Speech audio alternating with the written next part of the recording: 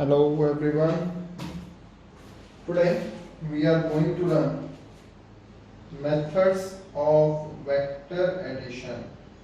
Today we are going to learn methods of vector addition. Basically, अगर आप लोगों को मैं बताऊं तो there are two methods.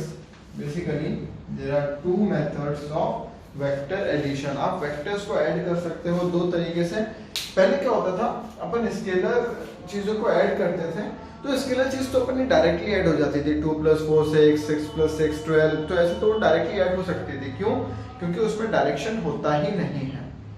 लेकिन अगर मैं आपसे बात करूंगा वेक्टर को ऐड करने की, तो वेक्टर एडिशन में देयर आर सम लॉज जो मैंने आपको प्रीवियस वीडियो में आपको समझाया था कि there is triangle law, there is parallelogram law, there is polygon law, है ना. तो ये तीन टाइप ऑफ लॉज है जिससे अपन वेक्टर्स को क्या कर सकते हैं, ऐड कर सकते हैं. ऐसे ही there are methods of vector addition. उन मेथड्स में लॉज जो है वो एप्लीकेबल होंगे.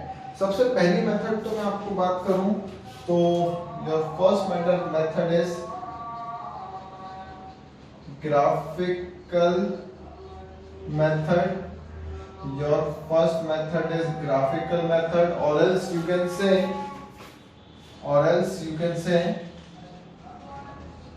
geometrical method. कुछ नहीं करना दोस्तों. इस मेथड में अपन जो कुछ भी पढ़ेंगे वो पढ़ेंगे ऑल अबाउट. इस मेथड में अपन जो कुछ भी पढ़ेंगे वो अपन पढ़ेंगे ऑल अबाउट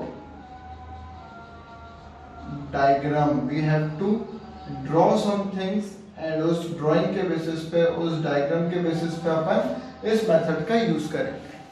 ठीक है. अनदर मेथड इज एनालिटिकल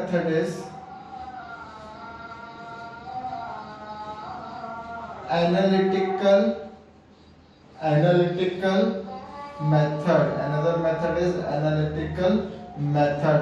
इस एनालिटिकल मेथड में अपन कुछ नहीं करेंगे. कोई सी भी चीज को अपन को कैलकुलेट करना है तो वो अपन कैलकुलेट कर लेंगे with the help of just a minute. With the help of आप उसको कैलकुलेट कर सकते हैं फॉर्मूला की मदद से आप उसको कैलकुलेट इजीली कर सकते हैं. तो खैर आज तो अपन लोग पढ़ने जा रहे हैं ग्राफिकल मेथड और ज्योमेट्रिकल मेथड. इसमें तो आपको हर चीज का डायग्राम बनाना है, हर चीज को ड्रॉ करना है. लेकिन ये जो एनालिटिकल मेथड है, इस एनालिटिकल मेथड में वही सेम चीज को कैलकुलेट करने का फॉर्मूला आ जाएगा. डिफरेंस सिर्फ मेथड में है, आंसर में कोई भी डिफरेंस नहीं आएगा. क्यों? तरीका अलग है तो एक ही चीज ना. a + b करोगे तो आएगी तो सेम चीज ही ना, कि a + b अगर अपन ने अलग तरीके से किया एंड a + b आपने एनालिटिकल से किया, a + b आपने ग्राफिकल से किया, तो आपके आंसर में दिक्कत आ जाएगी. ऐसा कुछ होगा क्या? नहीं, ऐसा कुछ बिल्कुल भी नहीं होगा. तो a + b करोगे तो आंसर तो आपका वही आएगा, है ना. मेथड अलग हो सकती है, आंसर वही आएगा. सो जो ग्राफिकल मेथड्स हैं मैं आपको बताऊं, ये जो आपकी ग्राफिकल मेथड्स हैं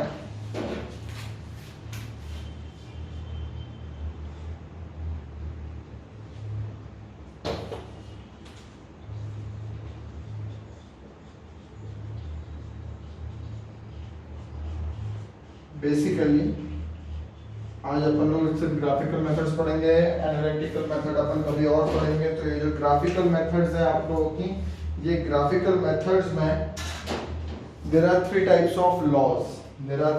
ऑफ लॉज. फर्स्ट लॉ जो आपका है that is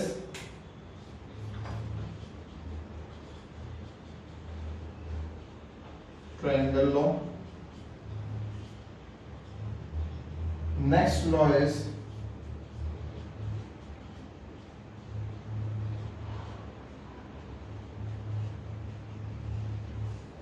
parallelogram law, and the last one is polygon law, है ना. तो ये आपके पास कुछ तीन मेथड्स हैं. बेसिकली ये जो these are not methods, these are laws. और यही सेम लॉ जो है आपका एनालिटिकल मेथड में भी यूज होंगे. ये तीन जो है, इन तीन लॉ है, ये तीनों लॉ की मदद से आप वेक्टर्स को ऐड कर सकते हो। इन तीनों लॉ की मदद से आप क्या कर सकते हो, वेक्टर्स को ऐड कर सकते हो। तो ये तीनों लॉ जो है आपके एनालिटिकल मेथड में भी यूज होंगे और ये तीनों लॉ जो है वो आपके ग्राफिकल मेथड में भी यूज होंगे। आप उसके नेम से उस चीज को रिप्रेजेंट कर सकते हो कि जो आपका ट्रायंगल लॉ है that will be applicable for the system of triangle. Parallelogram law जो है that will be applicable for the system of parallelogram. एक पैरेललोग्राम बना देता हूं। अब अपन बड़े हो गए हैं तो मुझे बताने की जरूरत नहीं है कि पैरेललोग्राम क्या होगा। और पॉलीगन जो है वो तो ट्रायंगल भी एक पॉलीगन ही होगा और पैरेललोग्राम भी इज आल्सो अ पॉलीगन। तो पॉलीगन का तो अपन बहुत इजीली समझ सकते हैं। एक पॉलीगन भी मैं आपको बना ही देता हूँ। एक काम करता हूँ, दिस इज अ पॉलीगन, है ना। तो ये पॉलीगन हो गया। तो ये कुछ लॉज हैं। आज की वीडियोस में अपन लोग जो खत्म करने वाले हैं वो खत्म करेंगे आज अपन ट्रायंगल लॉ। आज की वीडियो में अपन पढ़ने वाले हैं क्या, triangle law. In next video we will study graphical method for parallelogram law, है ना। उसके बाद अपन पॉलीगन लॉ साथ में भी पढ़ सकते हैं, छोटा सा कंसेप्ट है। Then we will move on to analytical method. चलो पढ़ते हैं अपन क्या, ट्रायंगल लॉ। वीडियो पॉज करके यहां तक अगर आप कुछ लिखना चाहते हैं तो लिख सकते हैं। Now we are going to learn triangle law of vector addition. Basically triangle law of vector addition समझने से पहले एक चीज समझना कि अगर मैं दो वेक्टर्स को ऐड करूंगा, if I add two vectors that is a vector plus b vector, तो हमेशा मेरा जो आंसर आएगा वो एक वेक्टर क्वांटिटी ही होगी। वो एक वेक्टर क्वांटिटी ही होगी। कभी भी स्केलर क्वांटिटी और वेक्टर क्वांटिटी आपस में ऐड नहीं हो सकते। कभी भी स्केलर क्वांटिटी और वेक्टर क्वांटिटी आपस में ऐड नहीं हो सकते। हमेशा ऐड क्या होंगी, vector quantities and vector quantities he add होगी। ये हमेशा ध्यान रखना। और जब भी मैं ए वेक्टर और बी वेक्टर को ऐड करूंगा, ए वेक्टर के पास होगा क्या, बेसिकली ए वेक्टर के पास होगा आपका मैग्नीट्यूड, ए वेक्टर के पास क्या होगा आपका direction, similarly with B vector, है ना। तो ए वेक्टर और बी वेक्टर को जब भी मैं ऐड करूंगा तो हमेशा मेरे को एक रिजल्टेंट वेक्टर ही मिलेगा। हमेशा मेरे को एक रिजल्टेंट वेक्टर ही मिलेगा। This will be your resultant vector. ये फिजिक्स में क्या है, ये एक प्रथा बन चुकी है कि अपन ए प्लस बी वेक्टर को आर वेक्टर से ही रिप्रेजेंट कर सकते हैं। मतलब बी सी डी किसी से भी रिप्रेजेंट करो, लेकिन फिजिक्स में क्या है, एक प्रथा बन चुकी है कि ये जो आर वेक्टर है वो आर वेक्टर जो है आपका रिजल्टेंट वेक्टर से ही आप उसको रिप्रेजेंट कर सकते हो, है ना। तो इस प्रथा को अपन लेके चलते हैं कि a प्लस बी वेक्टर जो है, एक आपको टोटल से सम अप करके a वेक्टर और b वेक्टर को जो अपन ऐड करेंगे तो अपना आंसर जो है r वेक्टर में आएगा। और ये r वेक्टर जो है वो क्या है, रिजल्टेंट वेक्टर है ना। और इस रिजल्टेंट वेक्टर, ये रिजल्टेंट वेक्टर जो है बहुत ऑब्वियस सी बात है कि इसके पास भी मैग्नीट्यूड रहेगा और इसके पास भी डायरेक्शन भी रहेगा। इसके पास मैग्नीट्यूड भी रहेगा और इसके पास डायरेक्शन भी रहेगा, है ना। तो क्योंकि वेक्टर वेक्टर ऐड हुआ है तो जो आंसर है उसके पास भी मैग्नीट्यूड और डायरेक्शन दोनों रहेगा। ये बात भी नहीं भूलना कि ये जो आपकी टेल है वो रिप्रेजेंट करती है लेंथ और ये जो एरो है ये क्या रिप्रेजेंट करता है आपका डायरेक्शन। ये बात भी आपको भूलना नहीं है। और ए वेक्टर और बी वेक्टर आपको टोटल, अगर आप टोटल ऐड करोगे तो क्या आंसर आएगा, एक आंसर आएगा that is resultant vector which is represented by R vector, which will represented by R vector. चलो अब अपन लोग पढ़ते हैं triangle law of vector addition.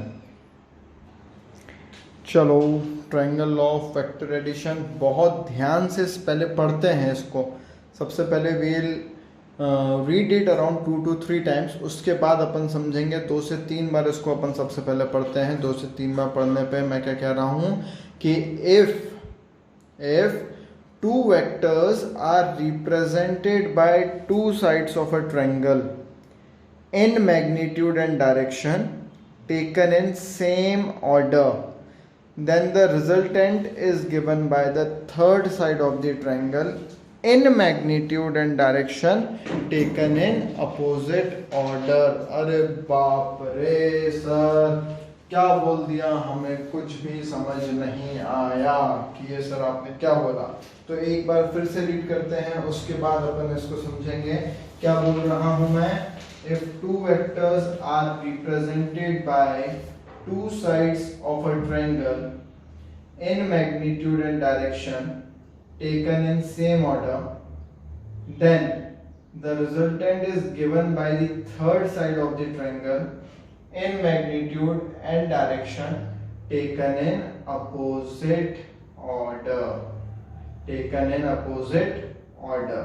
ठीक है, चलो समझाता हूं अब मैं आपको कि if two vectors are represented by two sides of a triangle, दो वेक्टर्स हैं, there are two vectors, suppose ये हो गया आपका A vector, two sides of a triangle, ये हो गया आपका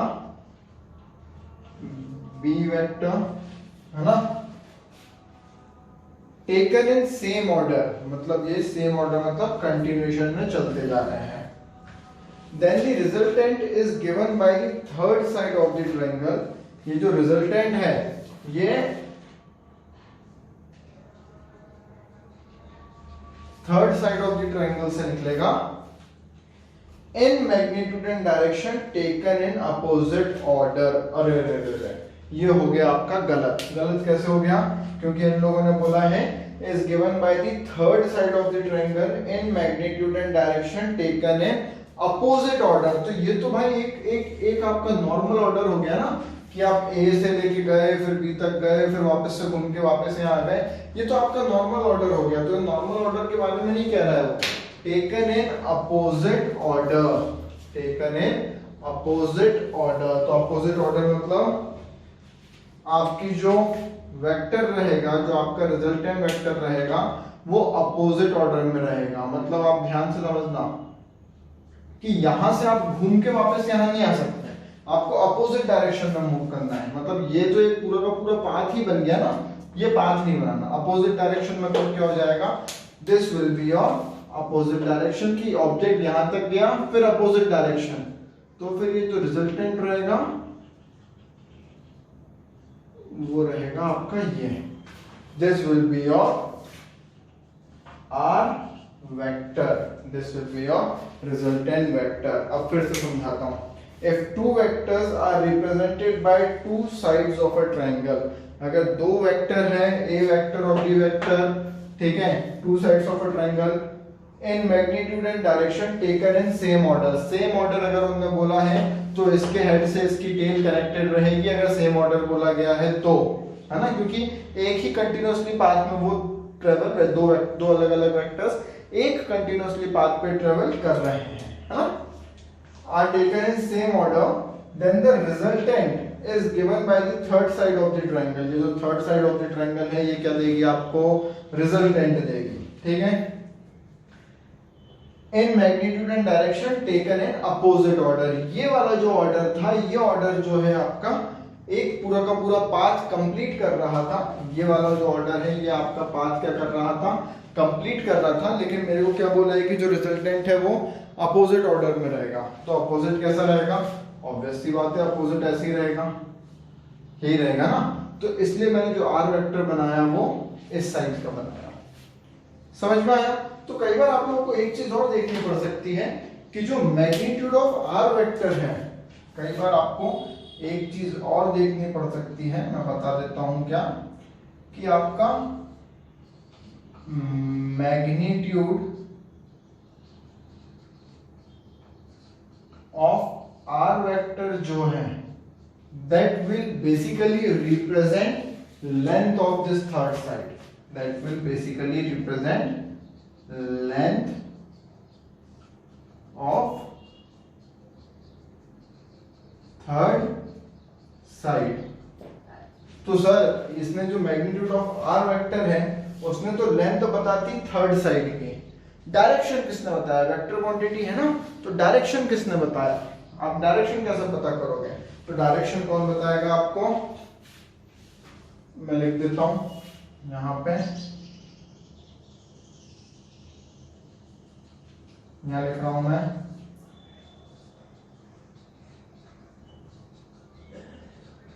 direction of R vector will be equals to alpha with respect to A vector. Sir ये क्या हो गया? डायरेक्शन ऑफ आर वेक्टर कौन बताएगा? अल्फा बताएगा with respect to A vector. अब ये अल्फा होता क्या है? अब आपको समझना है कि ये अल्फा होता क्या है। तो ए वेक्टर के साथ कभी कभी जो ये आर वेक्टर है ये एक एंगल बना लेता है, और ये जो एंगल है ये एंगल रहेगा आपका अल्फा। ये एंगल क्या रहेगा? अल्फा। तो ये जो अल्फा एंगल है वो अपन क्या बोलेंगे? डायरेक्शन ऑफ आर वेक्टर क्या है भैया? डायरेक्शन ऑफ आर वेक्टर जो है वो तो 30 डिग्री है ए वेक्टर से। डायरेक्शन ऑफ आर वेक्टर जो है that is 30 degree from A vector. तो वो 30 डिग्री फ्रॉम ए वेक्टर कौन बताएगा? अल्फा। तो हमेशा जो मैग्नीट्यूड ऑफ आर वेक्टर है, मतलब ए वेक्टर प्लस बी वेक्टर करके जो आपने आर वेक्टर निकाला है, वो क्या बताएगा आपको? उसका length of the third side, उस आर वेक्टर की लेंथ कितनी है। और ये जो डायरेक्शन ऑफ आर वेक्टर है वो कौन बताएगा?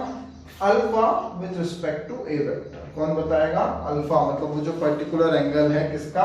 आर वेक्टर का। किससे? ए वेक्टर से, है ना। जैसे कि आप बोलोगे कि आर वेक्टर है 60 डिग्री फ्रॉम ए वेक्टर, तो मतलब जो रिजल्टेंट वेक्टर है वो ए वेक्टर से 60 डिग्री की पोजीशन पे है, तो उसका पर्टिकुलर डायरेक्शन अपने पास निकल के आ गया। This was third law of vector addition. अगर नहीं भी समझ में आया अच्छे से, इसे समझ में तो हमें आ गया, लेकिन हमें ये समझ में नहीं आ रहा कि इसको अप्लाई कैसे करें, इसकी एप्लीकेशन कुछ एक बता दो। तो अपन एक न्यूमेरिकल ट्राई करते हैं, उस न्यूमेरिकल के बेसिस पे आपको समझ में आ जाएगा कि ये जो पूरा का पूरा triangle law of vector addition है ये अप्लाई कैसे होगा। ठीक है, चलो करते हैं एक न्यूमेरिकल। वीडियो को पॉज करके जो भी मैंने लिखा है वो आप लोग जल्दी से लिख सकते हैं। चलो एक एक कंसेप्ट अपन समझते हैं कि सपोज ये कोई आपके पास ए वेक्टर है, और इस ए वेक्टर की लेंथ सपोज मैं अज्यूम कर रहा हूँ कितनी है? 5 सेंटीमीटर है। ये जो आपका टेल ऑफ अ वेक्टर है वही उसकी लेंथ बताएगी ना? हाँ सर वही बताएगी। तो ये कितनी है? 5 सेंटीमीटर है। और एक और कोई सा वेक्टर है, ये सपोज आपके पास एक और कोई सा वेक्टर है बी वेक्टर, और इसकी जो लेंथ है ये कितनी है? 4 सेंटीमीटर है, एज्यूम कर रहा हूं मैं। और ये इसका क्या है? कोई बेस है, इस बेस के साथ ये इसका एंगल बना रहा है सपोज थीटा। कुछ भी ले लो, 120 डिग्री ले लो और 130 डिग्री ले लो, जो लेना चाहो ले लेता हूँ। अभी तो खैर अपने पास थीटा है तो अपन थीटा ही मान के चलते हैं। आपको जो है इसका रिजल्टेंट वेक्टर निकालना है। अब ये कैसे करोगे? ये बहुत इजी है करना भाई साहब। इसमें आप क्या कर सकते हो? वेक्टर्स में पैरेलल शिफ्टिंग तो अलाउड होती है ना, वेक्टर्स में हमेशा पैरेलल शिफ्टिंग तो अलाउड रहती है, तो पैरेलल शिफ्टिंग अपन कर सकते हैं। पैरेलल शिफ्टिंग उठा के अपन क्या करेंगे? इस बी वेक्टर को उठा के अपन यहाँ रख देंगे। पैरेलल शिफ्टिंग वेक्टर्स में अलाउड रहती है, उसका अपन कभी तो यूज करें।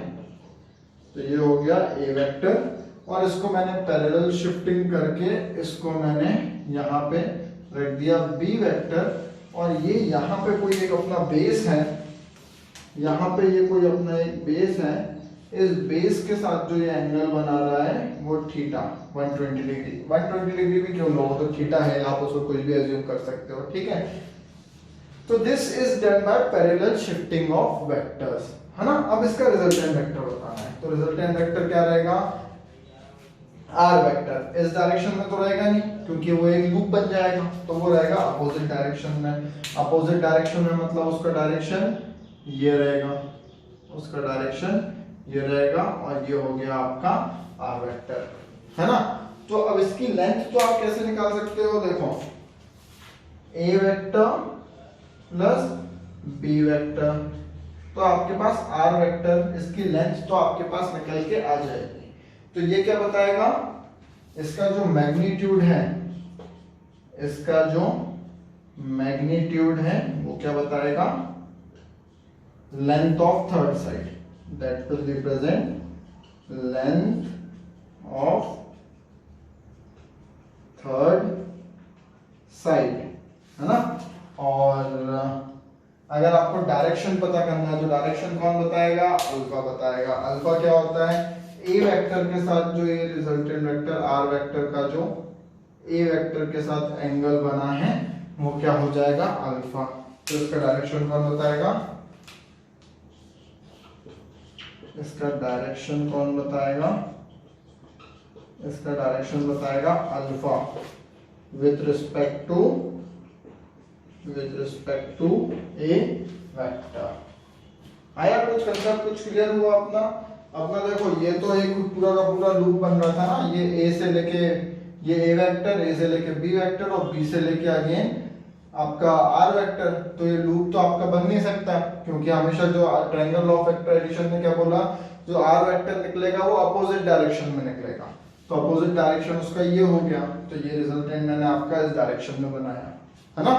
समझ में आया होगा, गुड। सभी लोग अपन एक क्वेश्चन अपन ट्राई करते हैं और वो क्वेश्चन ट्राई करने के बाद एक सैंपल क्वेश्चन है वो ट्राई करने के बाद we will move on to parallelogram law of vector addition in next video. In today's video we will just practice one sample numerical और उसके बाद ये वीडियो अपन लोग एंड करते हैं। नेक्स्ट वीडियो अपन लोग पढ़ने वाले हैं parallelogram law of vector addition. और ये सब क्या हो रहा है, ग्राफ के रिस्पेक्ट में हो रहा है। मैंने बोला ये 5 सेंटीमीटर की लाइन है, ये अपनी 4 सेंटीमीटर की लाइन है, तो ये सब ग्राफ के रिस्पेक्ट में हो रहा है। जो भी चीज अपन कर रहे हैं ग्राफ के रिस्पेक्ट में कर रहे हैं, कोई फॉर्मूले का यूज नहीं हो रहा है यहाँ पे। फॉर्मूले का यूज कहाँ पे होगा, एनालिटिकल मेथड में। अभी यहाँ पे कोई फॉर्मूले का यूज नहीं हो रहा, आपका ध्यान देना इन चीज को। तो नेक्स्ट वीडियो में भी जो अपन पढ़ने वाले हैं वो पढ़ने वाले हैं parallelogram law of vector addition, लेकिन ग्राफिकल मेथड, एनालिटिकल मेथड नहीं, ग्राफिकल मेथड। चलो इसको आप लोग नोट डाउन कर सकते हैं। आप लोग सोच रहे होंगे कि सर आपने लेंथ निकालनी तो सिखा दी कि A vector plus B vector से आप क्या करोगे, लेंथ निकाल दोगे, that is R vector. Angle कैसे निकालेंगे, लेकिन अपन तो चिंता करने वाली कोई बात नहीं है, एंगल भी अपन निकालना सीख जाएंगे एनालिटिकल मेथड में। कुछ तो अपन आगे के लिए भी छोड़े ना, तो एंगल भी अपन तब निकालना सीख जाएंगे और टेन थीटा फलाना ढिमकाना से अपन सब एंगल सब निकल आएगा। अभी जो समझा रहा हूँ कंसेप्ट को पकड़ना, फील करना, आगे आपका थीटा वगैरह निकालना सब आपको बहुत इजीली आ जाएगा, है ना। अभी अपन प्रैक्टिस कर रहे हैं क्या, एक sample numerical. A girl moves 3 metre towards east. आगे लिखते जा रहा हूँ, वेट करो। चलो तो एक आपके पास बोल दिया, क्वेश्चन दे रहा हूँ मैं। A girl moves 3 metre towards east, then she takes 90 degree left turn and moves 4 metre north. Find the displacement of girl. अपन क्या कर रहे हैं, डिस्प्लेसमेंट ऑफ गर्ल कर रहे हैं, निकालते हैं अपन। चलो सबसे पहले अपन डायग्राम बनाने की कोशिश करते हैं। A girl moves 3 metre east, तो एक गर्ल है जो 3 मीटर कहाँ पे ट्रेवल किया, ईस्ट में ट्रेवल किया। तो ये जो गर्ल है इसने 3 मीटर कहाँ ट्रेवल किया, ईस्ट में ट्रेवल किया। ईस्ट वेस्ट नॉर्थ साउथ तो आपको पता होगा, ये हो गया आपका ईस्ट वेस्ट नॉर्थ साउथ। ये तो आपको बहुत इजीली पता ही होना चाहिए भाई, बड़े हो गए हो आप लोग। नॉर्थ साउथ, ये हो गया ईस्ट और ये हो गया आपका वेस्ट, है ना। तो उसने कहाँ ट्रेवल किया, 3 मीटर उसने ट्रेवल किया टूवर्ड्स ईस्ट। और ईस्ट में ट्रेवल करने के बाद क्या हुआ, उसने लेफ्ट टर्न लिया 90 डिग्री पे। तो ये हो जाएगा आपका राइट और ये हो जाएगा आपका लेफ्ट। तो उसने क्या क्या किया, 90 degree, then she takes 90 degree left turn and moves 4 metre north. उसने 90 डिग्री लेफ्ट टर्न लेके नॉर्थ की तरफ मूव किया, है ना। तो ये इसने 90 डिग्री लेफ्ट टर्न लिया और ये देखो नॉर्थ ऊपर है ना, तो नॉर्थ के डायरेक्शन में मूव किया। कितना मूव किया, I think 4 metre. Find the displacement of girl. तो डिस्प्लेसमेंट क्या होगा आपका, ये हो जाएगा displacement, this will be your displacement. हो जाएगा या नहीं हो जाएगा, आप लोगों को इतना तो पता ही होगा। आर वेक्टर, आर वेक्टर निकालना भी बहुत आसान है। आर वेक्टर कितना आएगा, 2 मिनट का टाइम दे रहा हूं, जल्दी से सोच लो कैसे निकालोगे, जल्दी जल्दी जल्दी जल्दी। तो इतना ज्यादा हर चीज को कॉम्प्लिकेट करने की कोशिश मत किया करो, बहुत इजी है निकालना। ये बचपन से अपन लोग पढ़ते आ रहे हैं कि ये क्या हो गया आपका राइट एंगल हो गया, 90 डिग्री भी क्वेश्चन में गिवन है, और राइट एंगल अगर हो गया है इसका मतलब ये जो आर स्क्वायर है, ये जो आपका आर स्क्वायर रहेगा that will be equals to A square plus B square, है ना। R square will be equals to A square plus B square, और ये basically mod of R square है, तो रूट ऑफ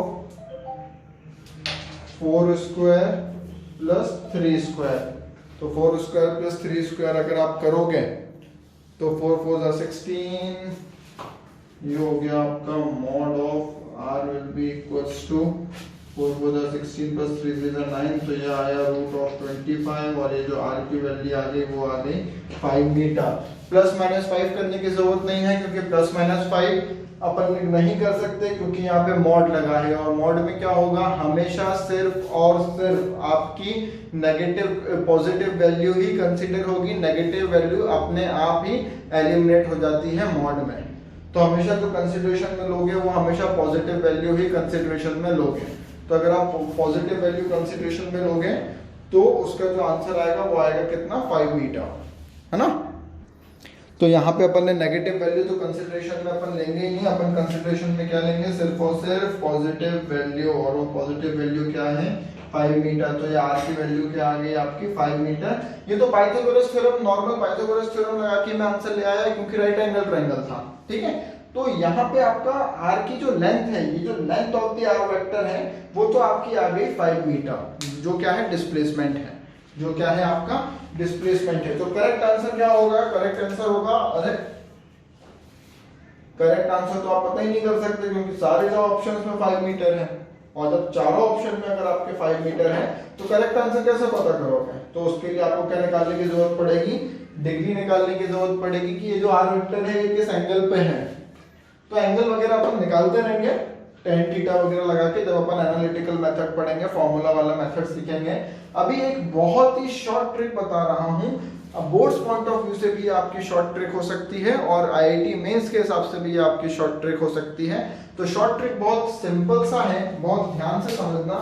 मैं 3 4 5 का अगर ट्रायंगल लेता हूं, मैं कभी भी अगर आपका ट्रायंगल लेता हूं, चलो ये वाला ट्रायंगल है, एक और बना देता हूं। अच्छा, अगर जब भी आपका ट्रायंगल है किसका,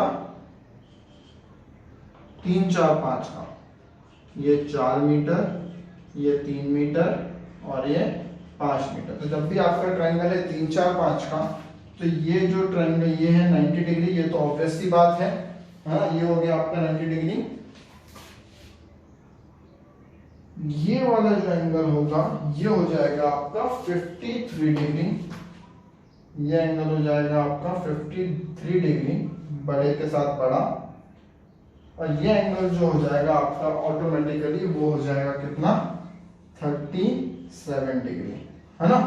तो 5 के सामने 53 डिग्री, 4 के सामने 37 डिग्री, या फिर ऐसा सोच लो कि 3 के साथ 37 और 5 के साथ 53, ऐसा भी आप इसको सोच सकते हो। ये एक शॉर्ट ट्रिक है, कभी भी अगर राइट एंगल ट्रायंगल है 3 मीटर, 4 मीटर और 5 मीटर का, तो शॉर्ट ट्रिक के तौर पे ये जो 55 मीटर है वो वाला एंगल 53 डिग्री रहेगा, और ये 3 मीटर वाला जो एंगल है वो 37 डिग्री रहेगा। एंगल ये एक शॉर्ट ट्रिक मैं आपको बता रहा हूँ, कैलकुलेट कैसे करना है वो एनालिटिकल मेथड में पढ़ेंगे अपन लोग, मैं मना नहीं कर रहा हूँ, लेकिन अभी मैं आपको एक शॉर्ट ट्रिक बता रहा हूँ कि कभी भी 3 4 5 का राइट एंगल ट्रायंगल अगर आपके पास है तो आप फटाक से एकदम रट सकते हो ये चीज, तो फटाक से विद इन सेकेंड्स आप क्या बता दोगे कि 3 के साथ वाला एंगल 37 डिग्री, 5 के साथ वाला एंगल 53 डिग्री, ये आप बहुत फटाक से बता सकते हो, ठीक है।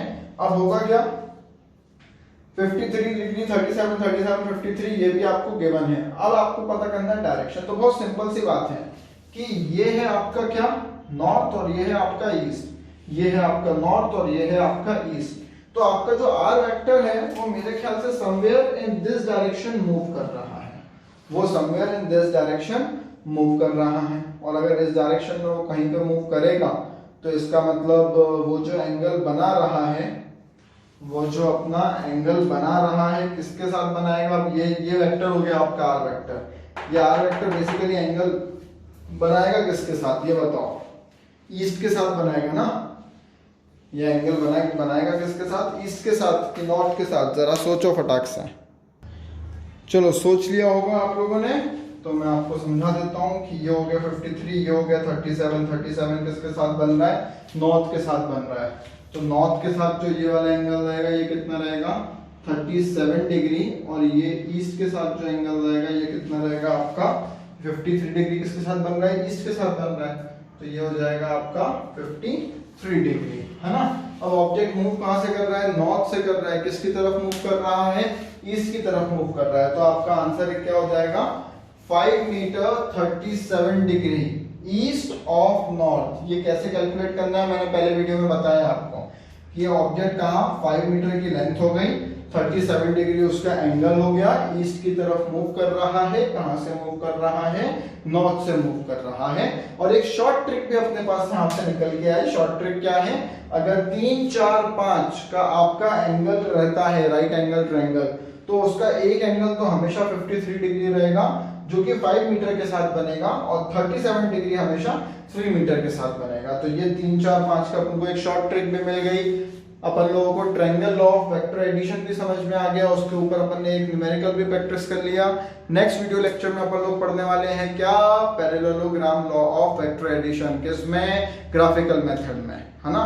उसके बाद पॉलीगन लॉ छोटा सा कंसेप्ट है। उसके बाद we move on to analytical method. और एनालिटिकल मेथड में अगेन अपन लोग यही तीनों लॉ पढ़ेंगे, लेकिन किसके बेस? Formula base. ओके, चलो। सो ये भी जल्दी से आप लोग अपनी कॉपी में प्रैक्टिस कर लो, और उसके बाद अपन वीडियो एंड करते हैं। Good bye everyone, have a good day, stay tuned for next video.